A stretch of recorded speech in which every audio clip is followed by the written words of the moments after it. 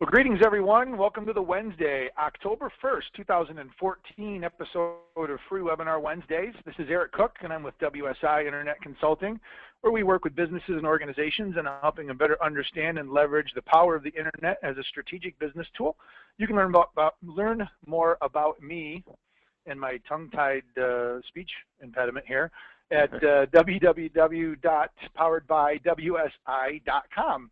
With me this week is my good friend and Free Webinar Wednesday partner, Mr. Jeff Simpkins. Jeff, say hello to everybody out there in Free Webinar Wednesday world. Greetings, everybody. This is Jeff Simpkins, and I'm with Community Bank Consulting, Inc. You can learn more about me and my company online at www.communitybankconsulting.com. Excellent.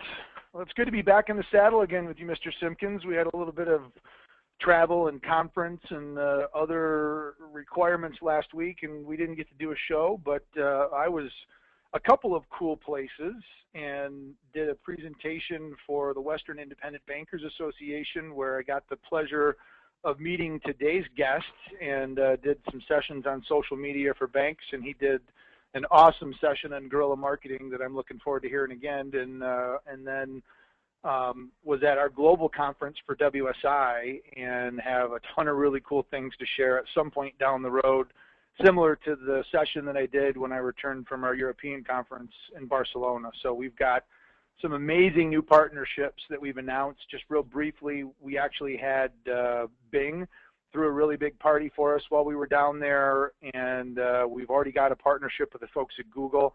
So WSI now has partnerships with 2 out of the 4 of the world's largest brands, the other 2 being IBM and Apple. But we're now partners with Google and Bing, which was pretty cool.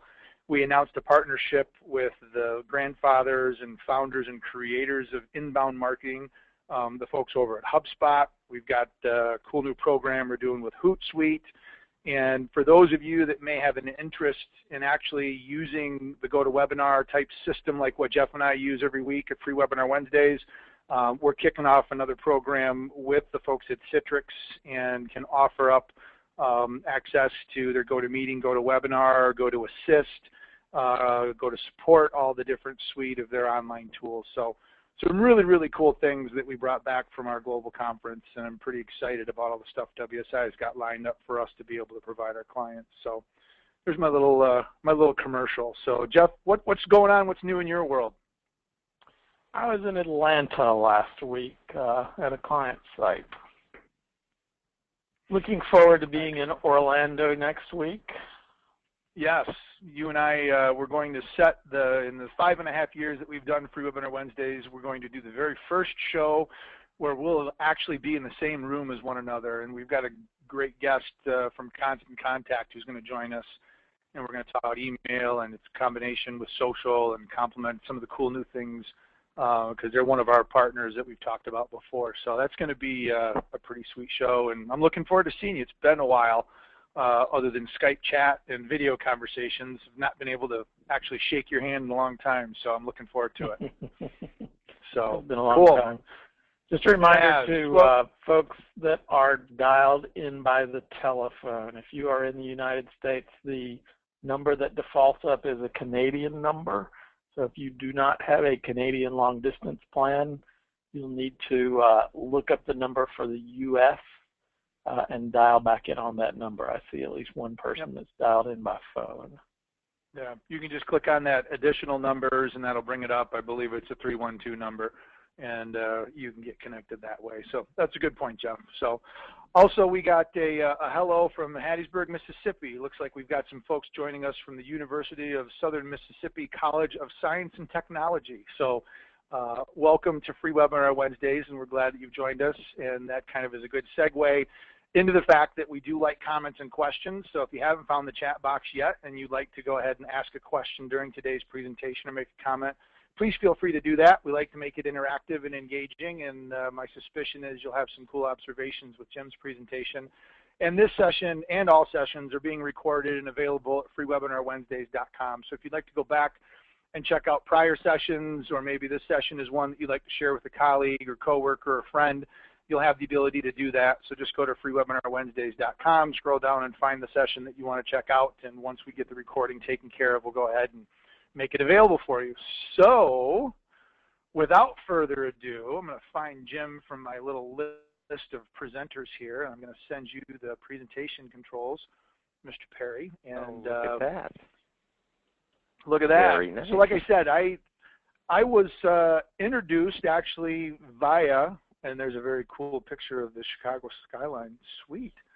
Sweet. One guess that, eh? where Jim's from, exactly. So I had the pleasure of hearing actually one of the other folks from Market Insights, Joe Sullivan, present at a conference I was at a couple weeks ago and did a great job. Joe and I know each other from the conference circuit and have been presenters at the same conferences, and even had the opportunity to hear him present when I was a banker sitting on the other side of the desk. And we connected and found out that I was going to be in La Jolla, as were you. And he promptly introduced us through Twitter, and we got some conversation going, and we're able to connect and share a cab from the airport even. And I just think Jim's a great guy, very personable and very knowledgeable. And his session on guerrilla marketing, I was very impressed with, because it's really about what we're trying to do for our clients is get noticed, and that's always the hard part.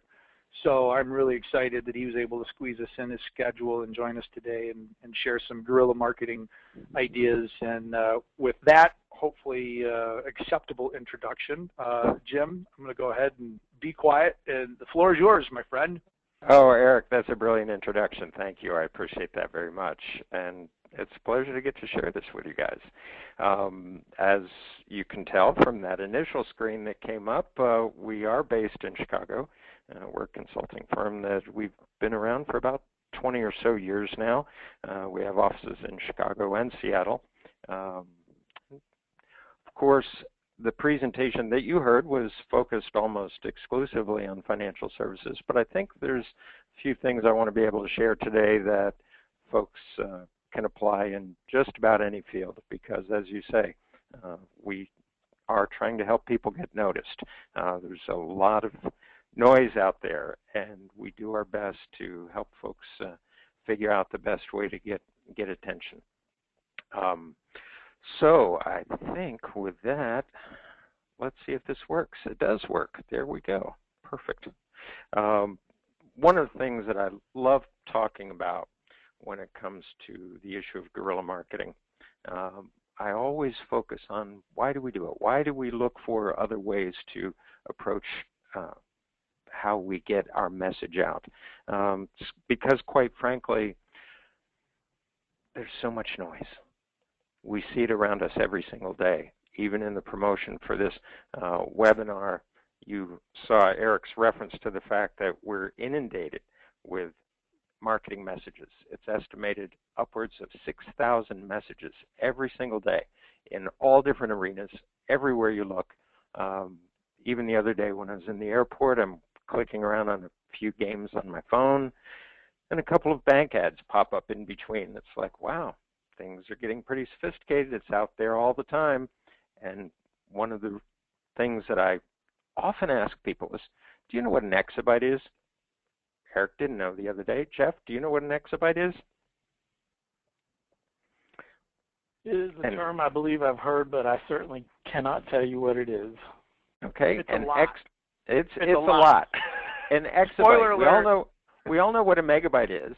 We know what a gigabyte is. An exabyte is like 1 with 18 zeros after it. So that's a big number.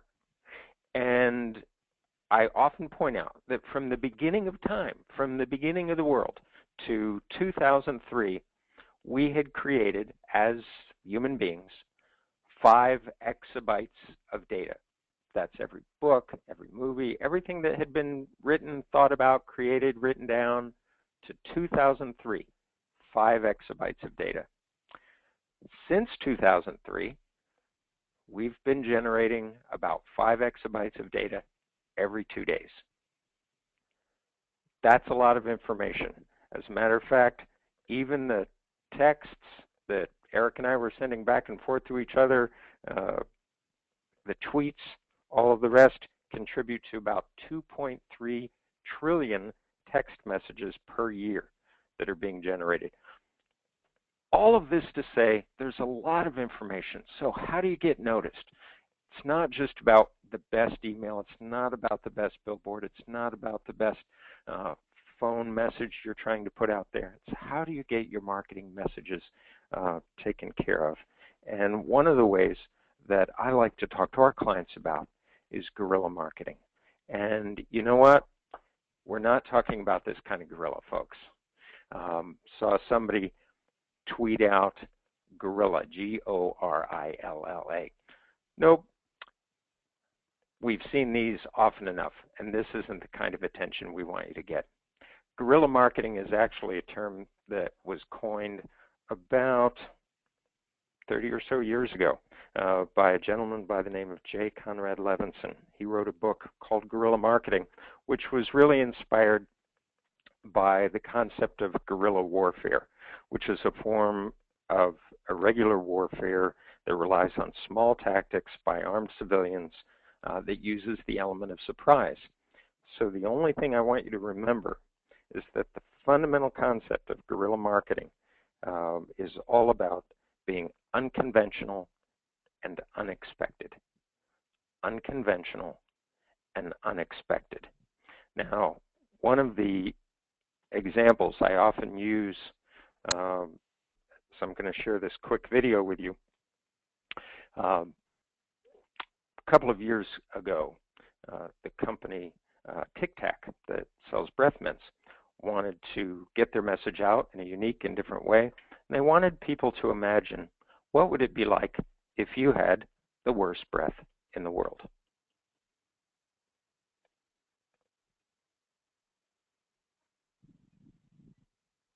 Since this occurred in France, if you don't have sound right now, it doesn't really matter. I think you'll get the idea.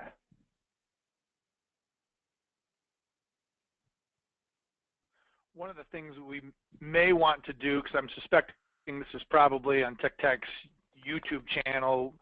If you get me the link, we can find it. We can maybe put that up on the website so people can see it, because I know sometimes video over a PowerPoint or a GoToWebinar might be a little difficult, but I saw this in person and it was hilarious. Actually, Eric, even if you do a quick Google search rather than break out of my screen on this, yeah, I love this. You should be able to find that YouTube link pretty quickly because that's. Yep.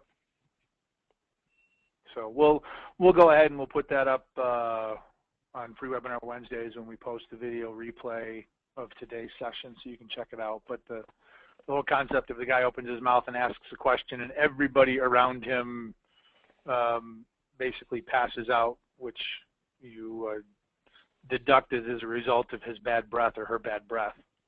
Exactly. And ultimately, someone in the staged event says, try Tic Tac, try Tic Tac. And so once the guy does it, everyone applauds.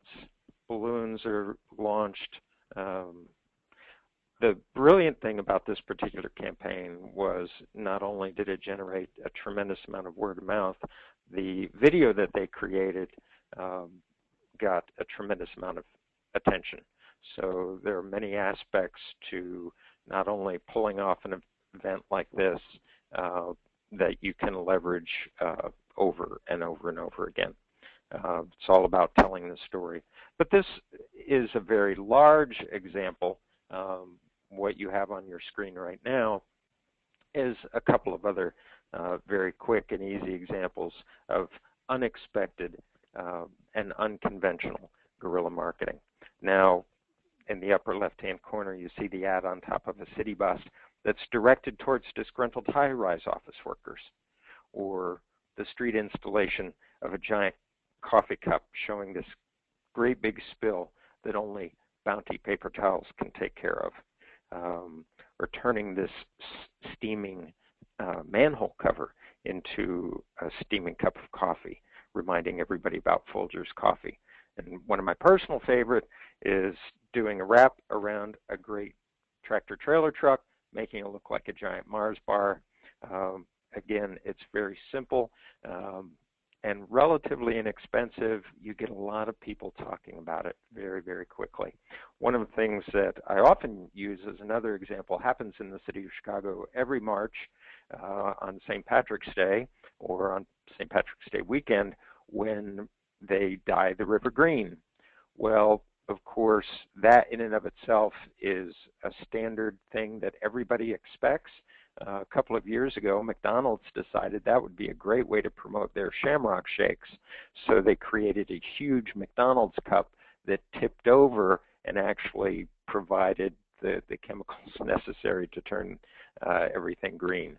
So with the simple creation of a big plastic cup with a McDonald's logo on it, they were able to get a lot of buzz. People were taking photos of that, posting on Facebook, tweeting it. It's, again, something that catches our attention that people can talk about. Even last week, or in the last couple of weeks, as people were standing in long lines waiting to get into Apple stores to get their iPhone 6, Chase Bank, they took advantage of that opportunity and deployed food trucks, as you can see in the lower right-hand corner, an image of that food truck, along with their staff wearing the shirts and folks that worked the food trucks that were essentially handing out free food. So, like, the brilliant part about what Chase did, as opposed to some other entrepreneurs that were out there handing out flyers or trying to get people that were in line focused on something other than the iPhone 6, Chase gave them what they needed. They'd been sitting there waiting for the longest time. They were probably hungry. They were probably thirsty. This was a great way to generate some buzz, get people talking, and get people to feel good about Chase Bank on that particular day. It's the type of thing that we're seeing more often in financial services, and that was one of the most exciting things that I've seen for a while, but I've got some other examples I want to share with you as well. Of course, the question always comes up, why do we do this? We essentially do it to cut through the clutter.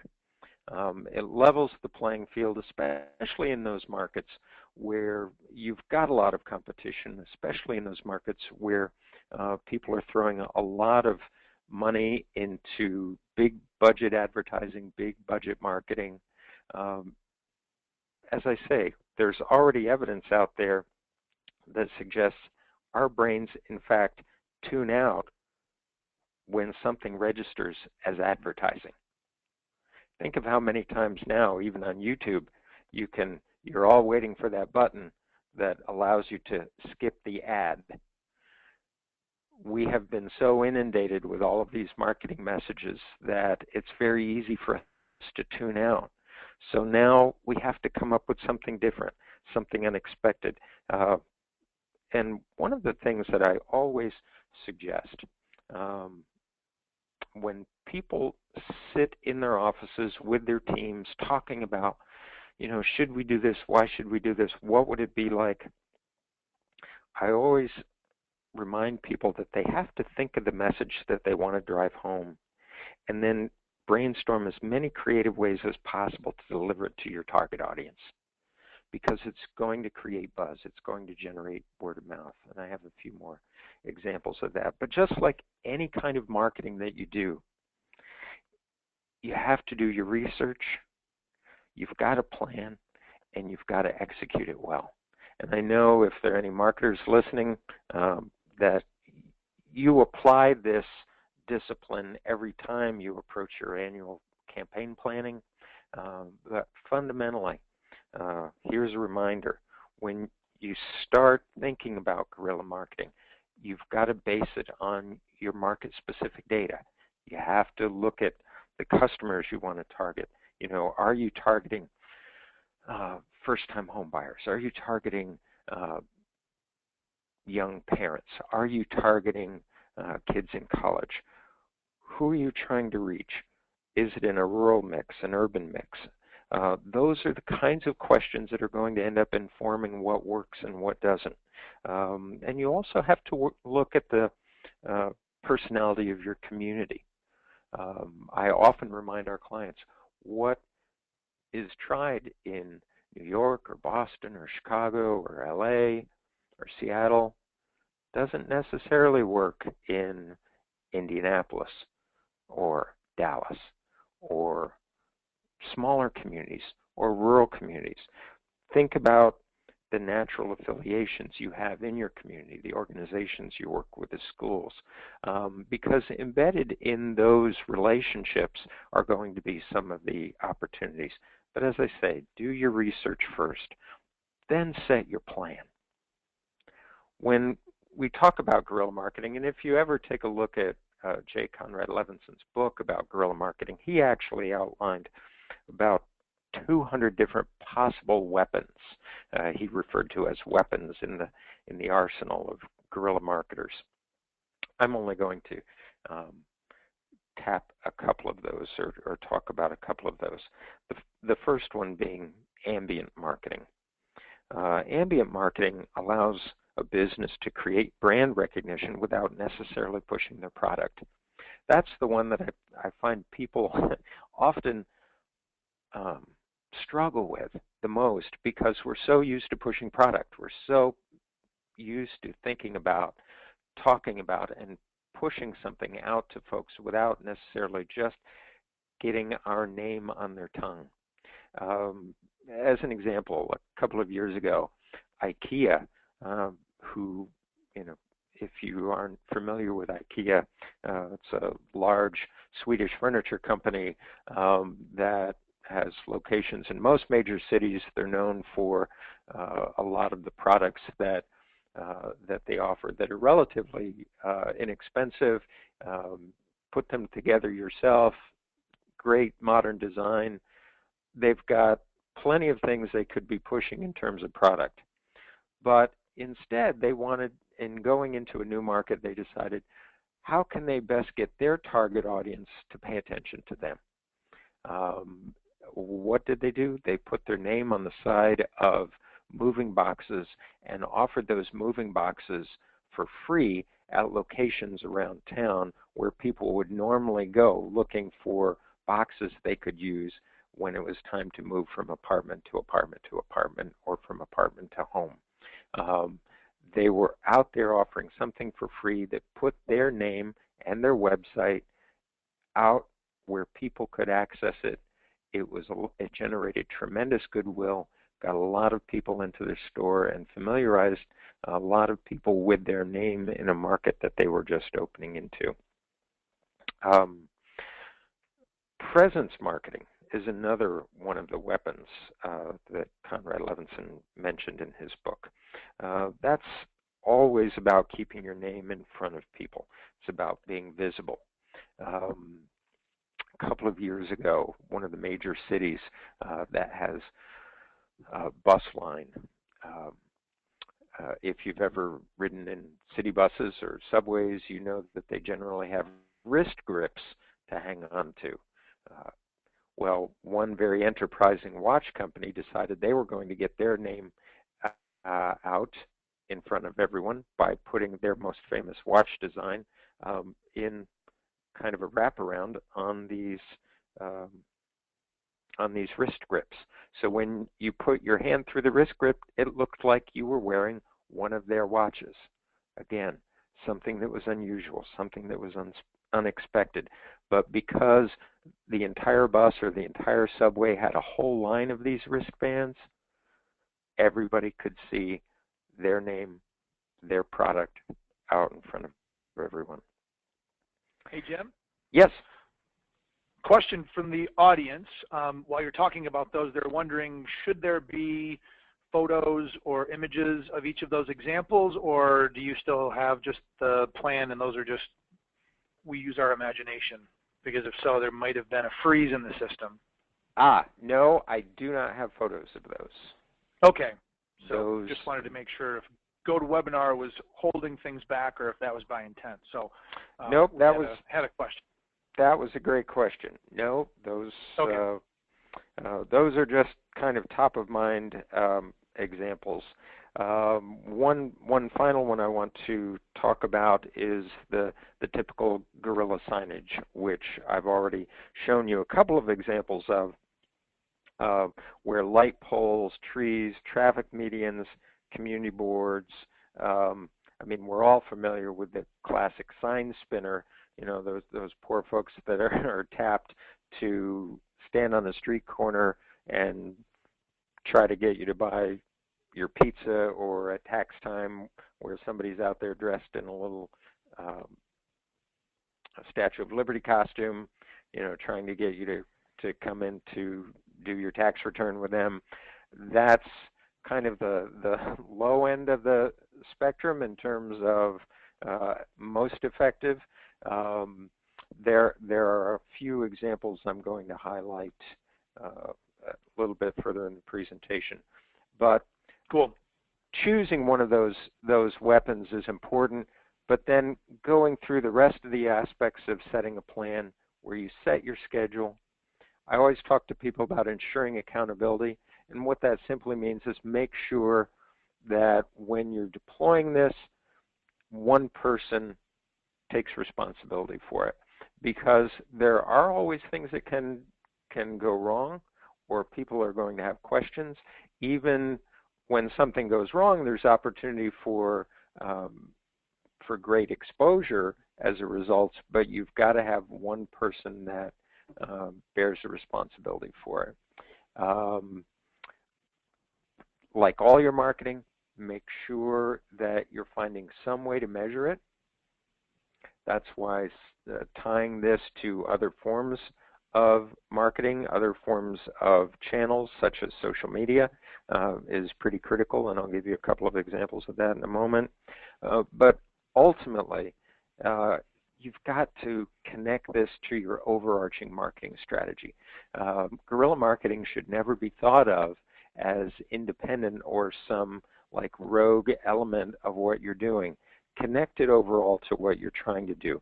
And TD Bank actually offers me a great example of tying to their strategy. Now, several years ago, TD had acquired Commerce Bank Corp. It was about 5 years ago. At that time, Commerce's tagline was America's most convenient bank. So TD Bank, when they merged that entity, they said, how are we going to make that real for the merged entity? How are we going to deliver that over time? So since that primary message was their fundamental strategy, they said, in terms of guerrilla marketing, we're going to institute a campaign under the heading of Random Acts of Convenience. They wanted to be able to show that this was more than just a matter of how often the branches were open. They were going to energize their branch staff. They were going to deploy several guerrilla efforts that really emphasize this idea of convenience. And one of the things you'll see demonstrated here was they had TD branded umbrellas. Well, sure, we all have umbrellas. We all have things we give away in our places of business, but they went a step further. They actually went to some of the area shopping malls and on rainy days, and when they saw people going from their car to the mall without an umbrella, they would walk with them and then give them the umbrella after that. Similarly, they would deploy their branch staff to go wipe the ice off of people's windshield. But one of my favorite things they did was they talked to local pizza parlors and said, look, we're going to pay for so many pizzas. So they created these TD branded pizza boxes.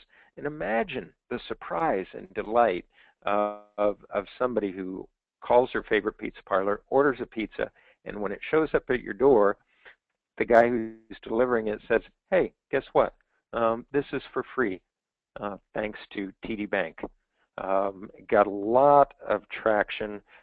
They actually I forget how many pizzas they gave away, but more importantly, it helped them grow their franchise and get everybody talking about it.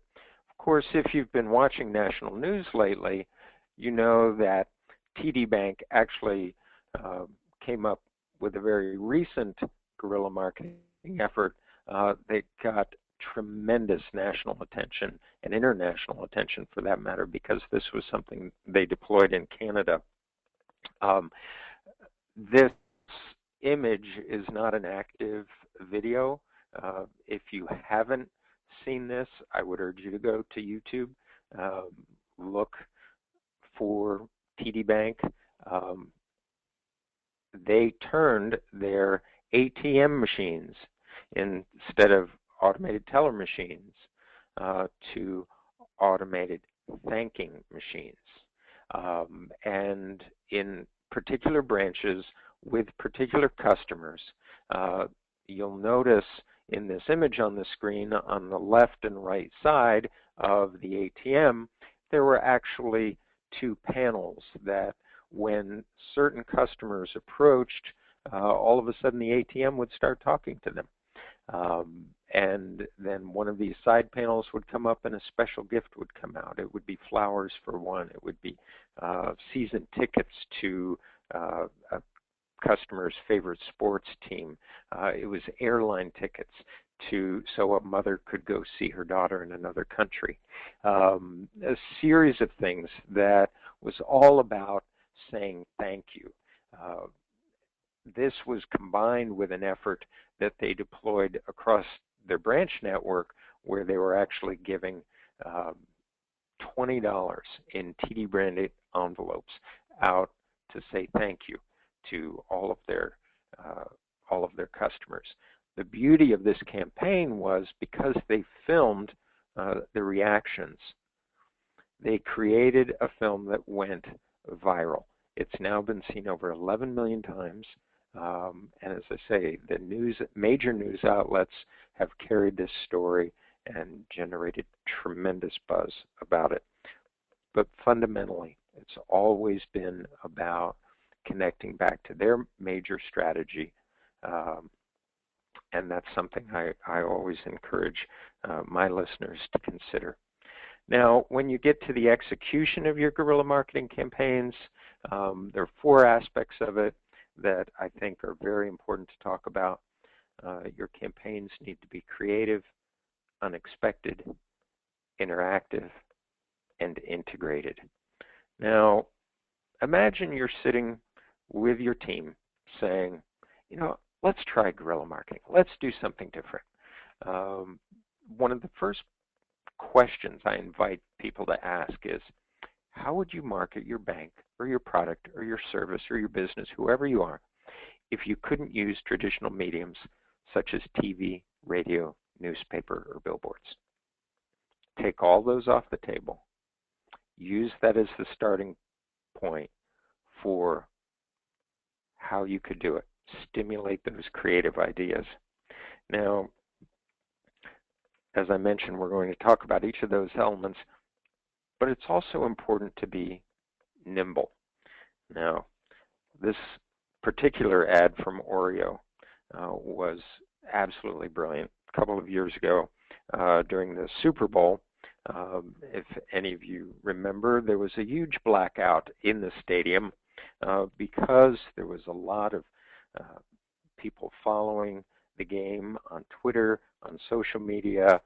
When the lights went out, everybody started talking. Well, Oreo's creative team came up with this ad in moments, knowing that the blackout was being followed by social media. They dumped the image into their Twitter feed with the message, power out? No problem. You can still dunk in the dark. This particular tweet was retweeted 10,000 times within an hour. And that particular graphic was designed, captioned, and approved within minutes. That's an example of being nimble. But the truth here is that while this happened very quickly, it was actually 18 months in the planning from the standpoint that Oreo and their creative team had decided it was important for them to be in social media at least once a day with something that was going to be relevant to their target. That meant paying attention to what was going on in social media. Look at what was trending. Look at who was talking about what. And then, again, using that creativity to say, let's get this out there. Now, the thing to remember about this particular campaign, and you should try to bring this into any guerrilla marketing effort, they made it easy for online audiences to amplify their message. It also had perceived effort. It was relevant. It was posted quickly. And fundamentally, it was simple. It wasn't asking all of us in this age of information overload to get it. We totally understood what was going on. By the way, speaking of information overload, there was one term I was going to introduce you all to earlier, and I just have to share this because I think it's so funny. But somebody coined the term infobesity. Remember that, because I think in many ways we're all suffering from it, including all of your customers. Let's see, Eric, let me check in with you, see if there are any questions at this point. Let's see. We do have, I don't know if it's necessarily a question, but more of a comment, and I do know that there was a little bit of kind of scuttlebutt about this, but John indicates the TD example was actually something very similar to a Christmas campaign that WestJet did in Canada. They had passengers asking Santa for their Christmas wish before boarding, and by the time they landed, their wishes were bought, wrapped, and delivered by Santa at their destination. So maybe talk a little bit, I guess maybe out of that, a little bit about the uniqueness or, you know, the ability to take somebody else's idea and either, I don't want to say rip it off, but use something similar to that, because I do know that there were a few people that, even though the TD Bank, the automated thanking machines was really cool, there were a few people that called them out on it and said, yeah, you're just ripping off what WestJet did and detracting from the fact, you know, so is it possible to even come up with a totally original idea, or, you know, some of that overlap, if that's good or bad, or just kind of what your thoughts are on that? Well, one of the things that really speaks to, I guess, from my standpoint, is that both of them applied two of the very basic elements of guerrilla marketing. First, do something that's unexpected, but the other, don't forget a gift, because that's one sure way to get people talking. So, you know, the degree to which one copied the other, yeah, we always say there are no new ideas under the sun. It's only a variation on a theme. Obviously, you don't want to do something that looks so completely like what, especially your competition has done. I mean, there are things that will work for one industry that I think can often be modified and deployed in a way that, I mean, you're reaching different audiences at that point. Yeah. So, yep. Okay. But and then, go ahead. We've got another question, but I'll let you finish your thought there. No, I was just going to say that the idea of giving, I'll actually talk about in another minute. So, what other questions bubbling up? The other question, and I know that you got this question actually in La Jolla at the conference, because, you know, people that were in that room don't have a budget like TD does. So you take a smaller organization that maybe is in a smaller community. Do you have any examples of how you can do this guerrilla marketing, but maybe not have, you know, hundreds of thousands of dollars in budget, or coordination of a tic-tac where you bring everybody together in a park in the middle of France or something like that? You know, can this be scaled down to a really small organization with limited budget and limited audience? I love questions like that because you've given me the perfect lead-in to a series of examples. Now, one could argue that this particular example, again, was a little bit larger than someone might be able to do, but I think the takeaway here is it's certainly scalable. Umpqua Bank is pretty much located out on the West Coast. They're Portland, Oregon based. They've actually been expanding quite a bit into California, Washington State. One of the things that they've really organized themselves around is being seen as a community bank, even though they are clearly a regional entity.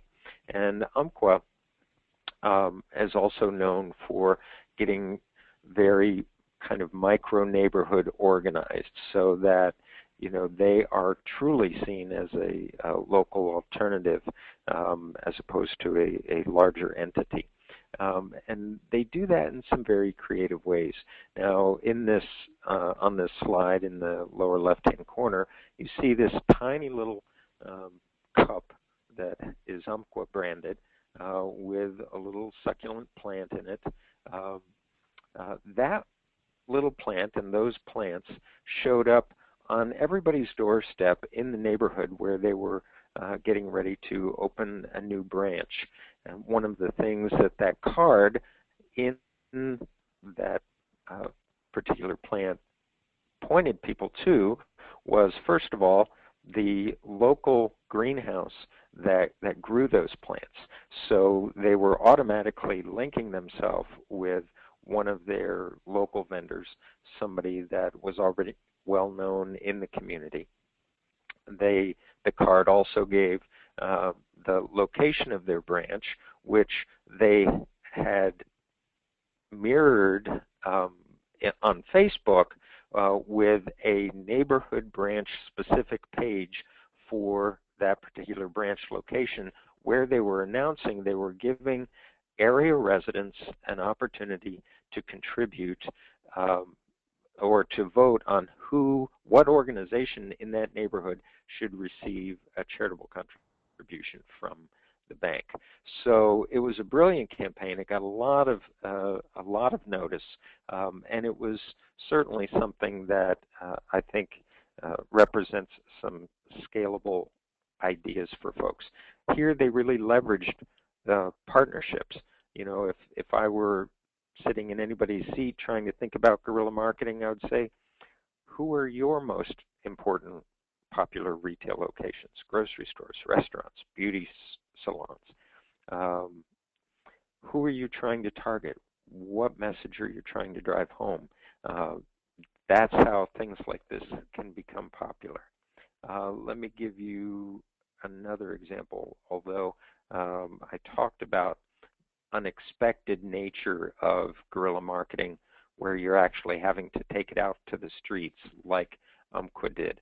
I wanted to, I forgot. I've added another particular slide that shows a much larger companies doing things on a very small scale.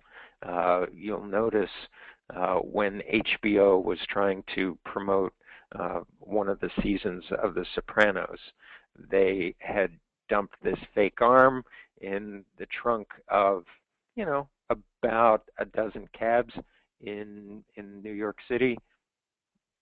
Very easy to get people talking, get people's attention. Similarly, you see where Axe deodorant had taken a very simple sticker and attached it to existing exit signs, making it look as if women were chasing after the man that was running to the door, all because they were using Axe.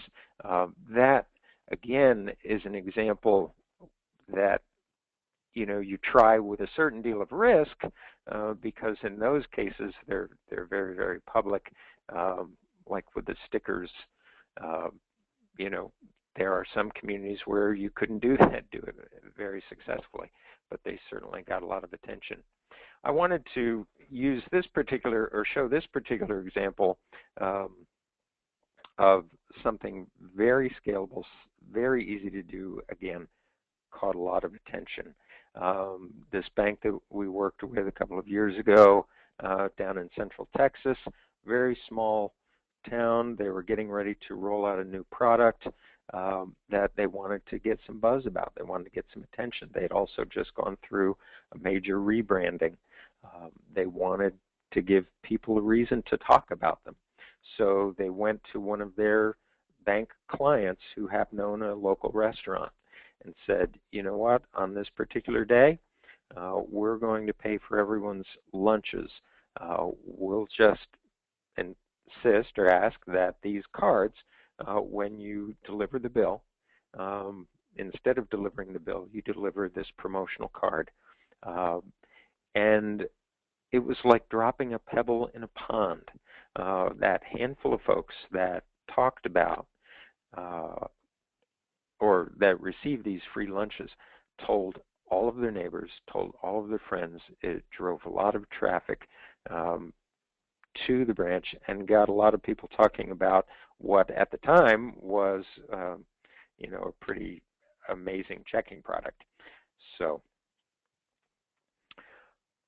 another aspect of guerrilla marketing that is not always necessary, but it's great if you can incorporate it, and making sure that your marketing campaign is interactive. It's something that allows a way for you to engage folks. As an example, Coast Capital Savings, at a time when everybody was really, really cranky about bank fees, and actually the stories that were kicking around in the news a couple of days ago about high ATM fees and high banking fees. Again, we might see things like this pop up again, but they decided they wanted to give their customers and non-customers an opportunity to voice their kind of frustration about that. So targeting frustration with the bigger banks for their fees, they created these huge cards, placed them in various public spots, malls, shopping areas, things of that nature, where people could sign off and say, yeah, you charged us each $171 a year in banking fees. I think that's pretty obnoxious. They ended up taking that card all over the place, gave people a way to interact. So again, I think that interactivity can certainly help people talk about it. Now, the one hard part about doing something that interactive, it really has to be monitored so closely. But at the same time, this is also something, again, that can be easy for people to promote by simply snapping a photo with their smartphone, posting it on Facebook, etc. And nowadays, because this was done a couple of years ago, I would be willing to bet if that card had included a hashtag, some kind of message that could be carried further in social media, it would have seen even greater traction. Eric, let me check in with you, see if we have any questions before I give a few final examples. Don't really have any questions on my part. I know I've been, as typically is the case, those of you that are free webinar Wednesday frequent flyers will know I tend to do more of the talking, so I'm going to make an effort to invite Jeff to engage to see if he's got any thoughts on this, because he's got a little bit of banking background as well, and I certainly don't want to monopolize the conversation here. So, Mr. Simpkins, do you, is it nice of me to acknowledge that? See, I know where my my flaws are, and I'm doing a proactive effort to overcome that. So, any thoughts on your part thus far, Jeffrey? Oh, good information. Thank you for sharing it. Excellent.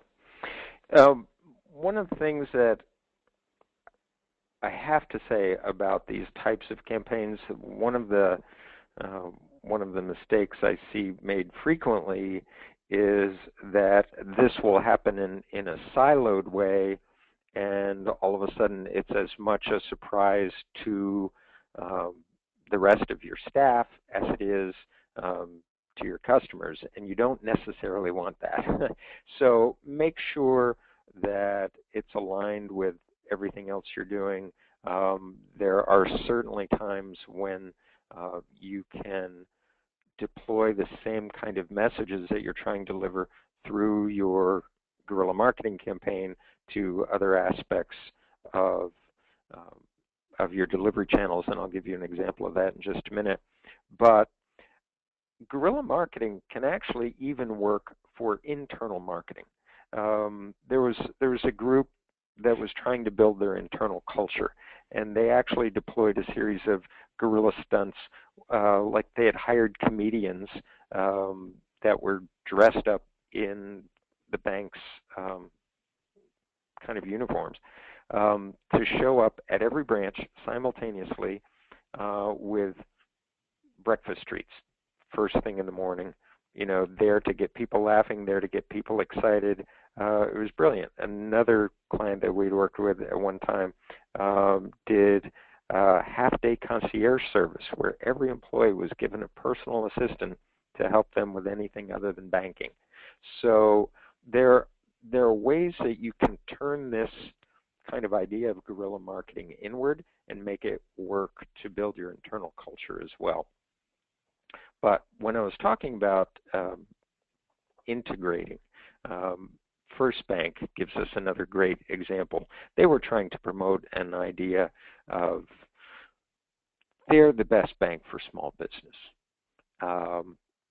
They collected hundreds of business cards from their various small business clients, and they actually bought space on a kiosk inside their local airport, had all of these business cards kind of pasted up there. So not only were they delivering a solid message that they care about small business, they actually, that would have been great enough to get people talking because they could see their friends, their neighbors, their coworkers' business cards up here on this particular kiosk. But then they went a step further. They deployed some of their billboard money to promote their customers' ads that were running in Craigslist for simple things like babysitters, lawn service, all the rest, to show, yeah, we really are talking small business. And they went even a step further by creating a microsite where you could, in the area of their branches, actually search for some of the small businesses that they happen to work with as clients. So it was a very integrated, very, very solid effort that had a guerrilla aspect to it because, again, it was unexpected. I can pretty much wrap up by saying, you know what, at the end of the day, folks, you've got to avoid some classic pitfalls of guerrilla marketing. Try not to be reactionary.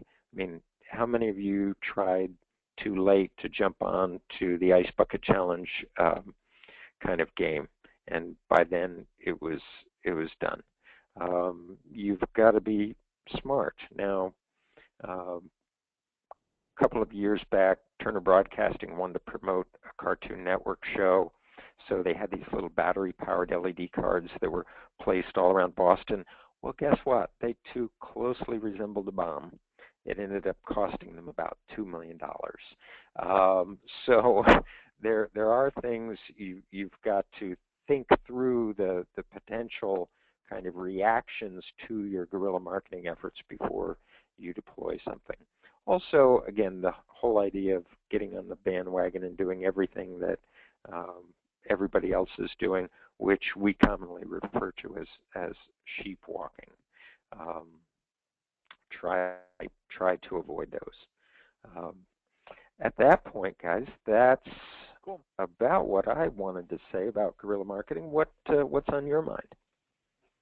Well, we did get one more question here. We can wrap up with that, and then if there's anything else. But question is, how do I get around my CEO who might likely think that this is more of marketing craziness or a cost drain, and they think I'm nuts if I'm doing this kinds of stuff?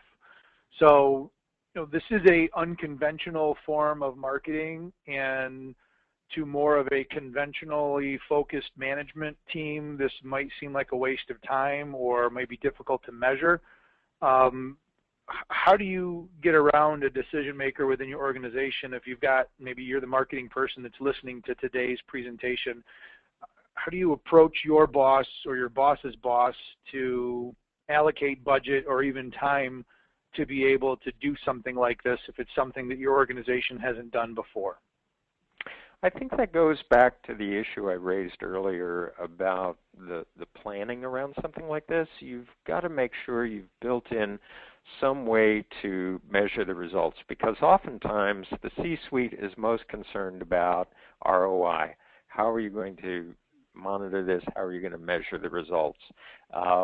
And often if your CEO hasn't been used to getting that kind of feedback from your marketing efforts, that can especially complicate it. But I think one of the best ways around that is by showing them a solid enough plan going in that they see that this isn't just a reactionary tactic to try to get people talking. Jeff, do you have an idea about that? Yeah, I think that's a good point. I think it also ties into a comment you made earlier to, you can't try everything. So when you go to the C-suite and present these ideas that are going to be unconventional, having a story behind them and illustrating how they differentiate what you're doing from what everybody else is doing, I think can be helpful as well. It's a great idea. Yeah. Question for you on coming up with these ideas. If an organization decides they want to do this, I know that you go back to the Oreo, for example, they had it planned, they had an idea, they had a room full of people sitting around together watching the Super Bowl, being prepared to react. They didn't know what was going to be thrown at them.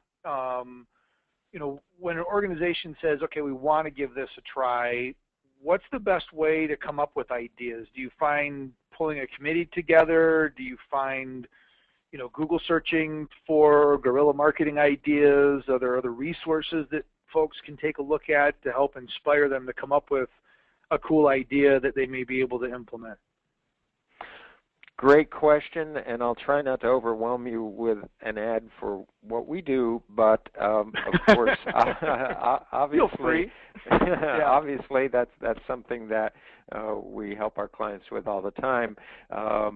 So I'll set that aside now and say that oftentimes when people are considering it for the first time, I always say find a couple of folks within your organization, but then tap a couple of your customers.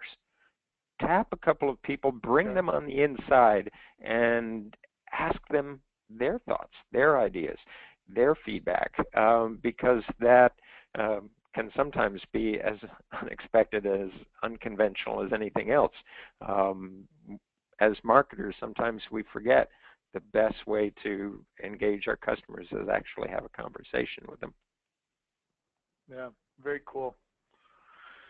Well, good. Well, looking up, I just realized the reason you're trying to wrap things up is we're at the 60-minute, 2 o'clock Eastern time mark, and that flew by. Holy smokes! But good stuff, and it was just as good, if not even better, in some aspects than what I heard you do in La Jolla. So, thank you, sir. I appreciate that. Yeah, my pleasure. Cool. My pleasure. Yeah, good.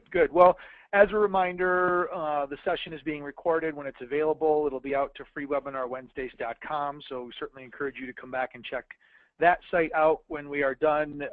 Make sure that you have visited us on Facebook at Free Webinar Wednesdays, and we make announcements and show updates there as well. And we will be back next week. As I mentioned, we're going to have Ron Cates joining us from Constant Contact, which is one of our partners, and they're probably one of, if not the largest provider of email marketing services. And we've had people from Constant Contact on the show before, and they've always been great shows. And I've heard Ron talk at least a couple of times now, and it's going to be a really good session, and hopefully you'll all be able to join us again next week. So with that, on behalf of my good friend Jeff Simpkins and our guest Jim Perry from Market Insights, this is Eric Cook signing off for another successful week of free webinar Wednesdays. We'll see you online and next week and every Wednesday at 1 p.m. Eastern Time at freewebinarwednesdays.com. Take care, everybody. Bye-bye.